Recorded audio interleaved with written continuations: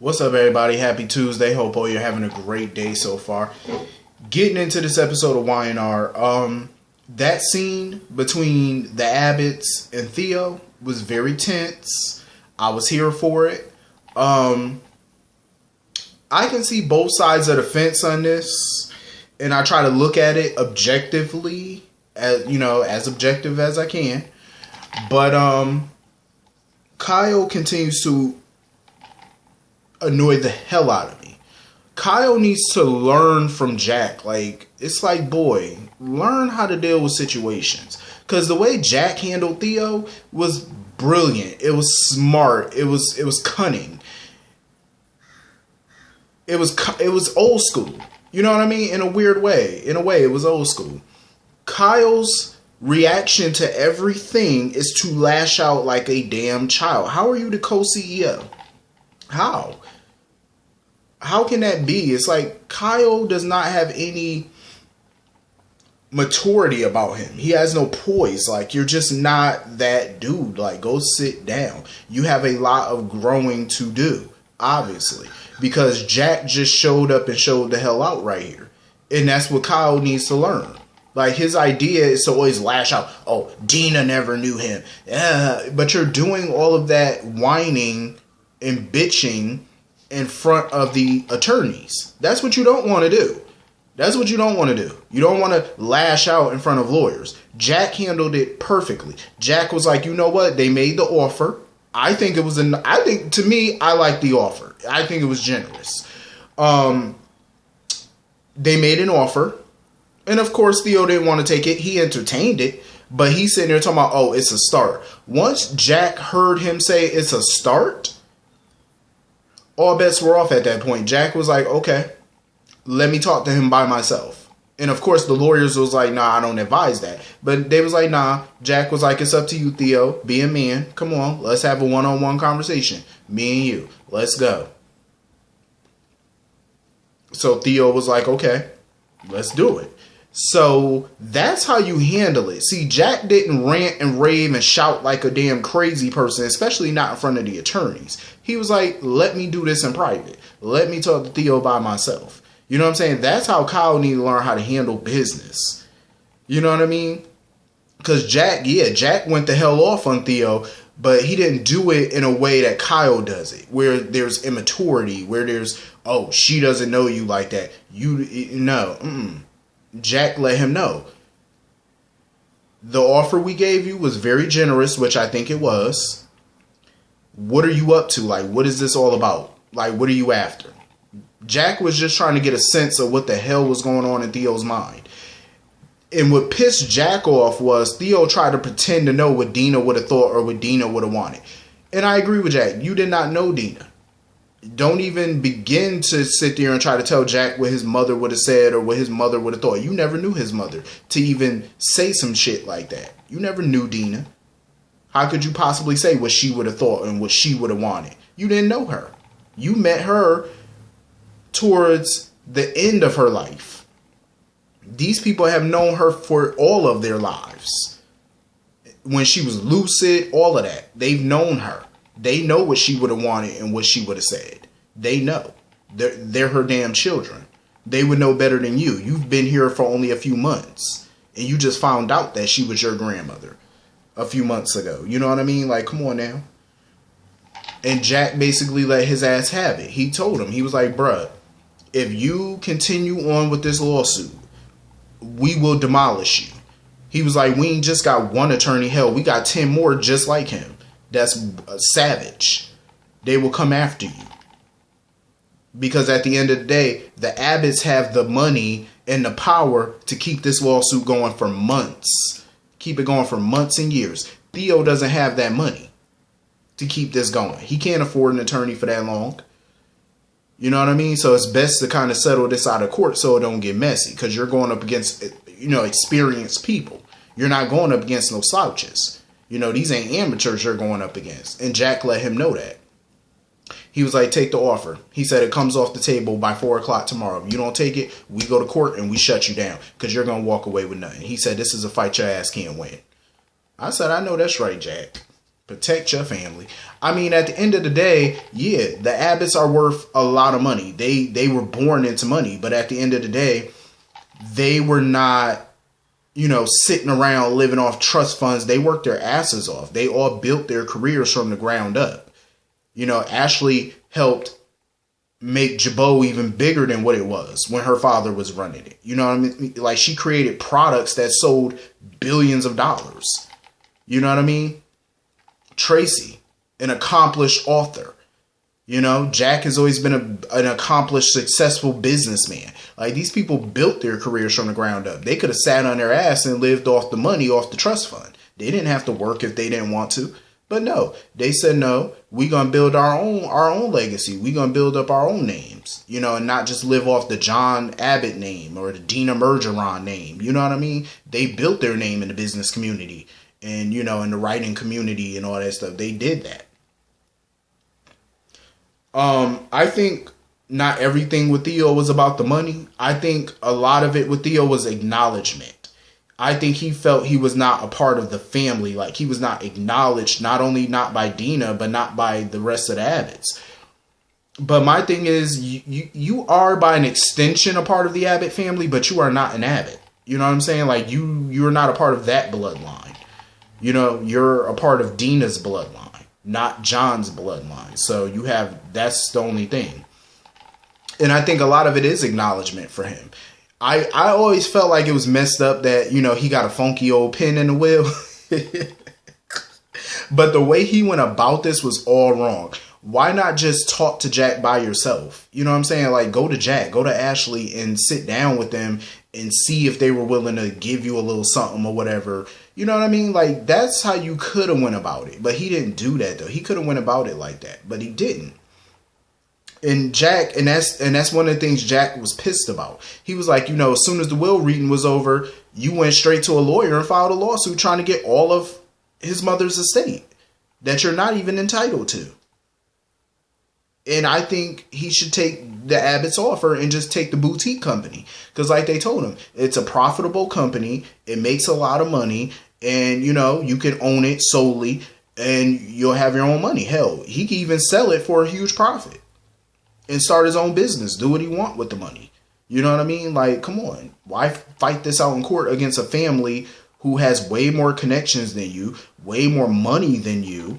You know what I'm saying? They can battle this out for years to come. You don't have the resources to do that. So you're just going up against, you're fighting a losing battle, a battle that you can't win. No matter how sneaky you think you are, you're not going to win this. It's not going to happen. So you might as well cut your losses and take the boutique and move on.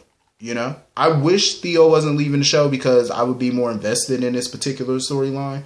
But, I'm glad Jack put him in his place. I think he needed that. He definitely did. So moving on from that, Sally. Sally really thinks that by being a snake, it's going to get you to the top. Let me tell you something. Being a rat, being a snake, whatever, being shady, yeah, it can get you to the top. But the thing is, it's not going to keep you at the top. You know what I'm saying? Like, you have to have real business acumen to run a company. You got to have real skill to run a company. Like, yeah, she may be a dope designer, fashion designer. She may be real good.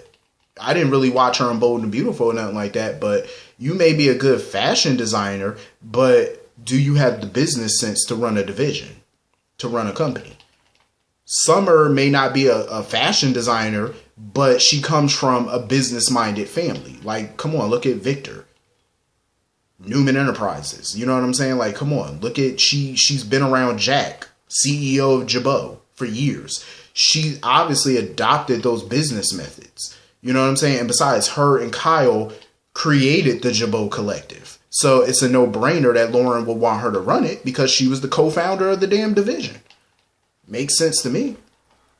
You trying to run a company in a snakish way is not, it might get you to the top. Whatever you plan on doing the summer or whatever to get her out the presidency of the company, it may work momentarily. It might work, but it's not going to keep you there because you don't have the business acumen to keep a company afloat. You know what I mean? Like, she doesn't have that. It's more than just designing clothes. You have to know the business side too. You know what I mean? I think had she went about it the right way, you know, Summer may have given her a job being a fashion designer there.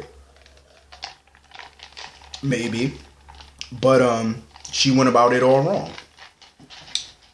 And hopefully Summer catches on to the BS that she's trying to do and she shut that shit down before it even start. You know, hopefully. I would hope so.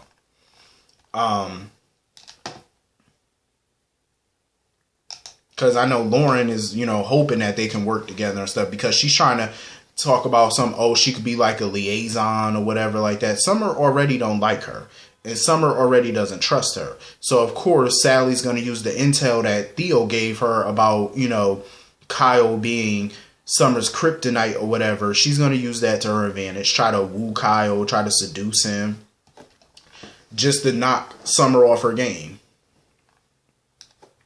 It might work momentarily, but hopefully Summer catches on to what she's trying to do. You know, I would hope so. So anyway, moving on from that. Victoria. Victoria is working my damn nerve at this point. Like, she is like a ice queen. What pissed me off about Victoria was her comments that she made to Adam about Connor and his emotional well-being, with Adam being his father. First of all, Victoria, who the hell are you to comment on somebody's parenting? You're not mother of the year. First of all, you spend every damn waking hour at Newman Enterprises, and when you're not at Newman, you're sitting around at Society or the Grand Phoenix having a cocktail or eating or whatever, or running behind Billy trying to find out what he's up to. When are you spending time with your children? Because last time I checked, they're always with the damn nanny. So you need to focus on your kids' emotional well-being, because God knows, when is the last time she spoke to Reed? You know what I mean? Like, she doesn't, every time we see Victoria, she's always at the office or somewhere else, anywhere other than her children. So who are you to talk about anybody's parenting? And then try and talk about, because as soon as she mentioned Connor, Adam was like, yeah, don't talk about my son. Oh, well, he's my nephew. All of a sudden, he's your nephew? You don't even like Adam. You don't even acknowledge Adam as your brother. You don't want him as your brother. So now all of a sudden his son is your nephew. And that's the same thing that used to piss me off about Nikki whenever she would mention that Connor is her grandson. Since when? You don't treat Adam like he's your son. Hell, you don't even want him to be your stepson, but you want his son to be your grandchild, though. Y'all, they are funny acting. Like, they really are. They always want to bring up nephew, grandson when it's convenient for them. But they don't. When is Victoria ever really interacted with Connor? When? I've never really seen it. She don't give a damn about that boy. She clearly don't. Like, I feel like with Victoria, she's poking the bear. Like, I do feel like the writers need to stop bringing up Chelsea and Adam leaving town. Excuse me. Oof. They do need to stop bringing them up as leaving town, because clearly Adam and Chelsea are not going anywhere. That's obvious. They're not going nowhere. And I'm glad Adam didn't tell Victoria about Chelsea's aneurysm, because at the end of the day, it's not her business. You know what I mean? It's none of her business. It's none of Nick's business. It's none of Nikki's business. It's none of Victor's business.